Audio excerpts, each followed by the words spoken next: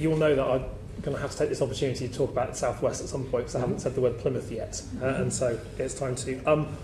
I want in particular to ask about your plans to relet the cross-country franchise. You'll be familiar with the public consultation document that suggested cutting the number of trains in Devon and Cornwall, including west of Plymouth and Store Bay, as well as in Scotland, as part of a revised cross-country franchise, and how this was in a section of the document called the extremities of the network.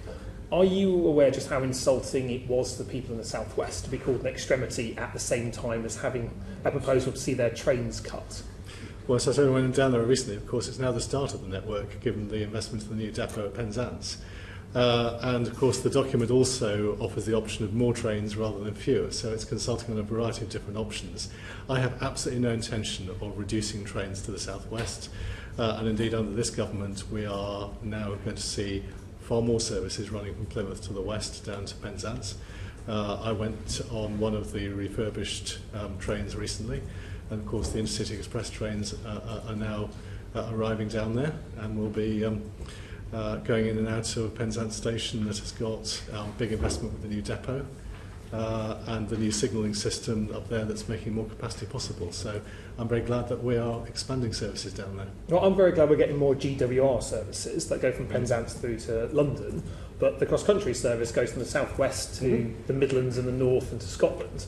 And actually, the proposal from your department is to cut the number of cross-country trains going that route, which means you'd have to swap your train instead of having more direct routes. That's what the document says. But it also offers the option of more trains.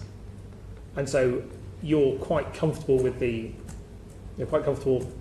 general view of the West Country that cutting those cross-country trains would be a bad idea, because for me, the only solution to how we have more trains in what you regard as the core, what the document said, the core service, which was kind of like Bristol, Midlands and the North, which I'm sure colleagues may agree may be the core or not, but not when you're in an extremity, as the seat that I represent is, as you described it. The only solution is to buy more trains.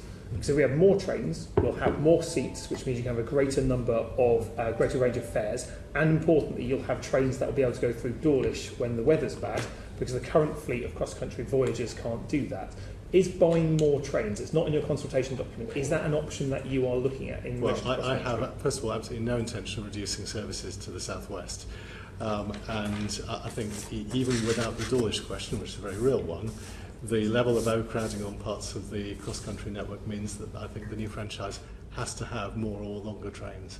Yep, good, I agree. And just finally, if I can be really cheeky, in one of your earlier answers earlier, you talked about not repainting corporate logos on the side of trains, so you're keeping effectively a brand for a route network, which seems like a very good idea in saving money as well.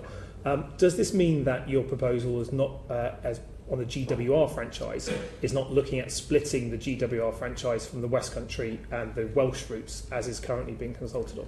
Right, so I can't remember which date we're publishing the outcome, but I'll give the committee a sneak preview as having consulted.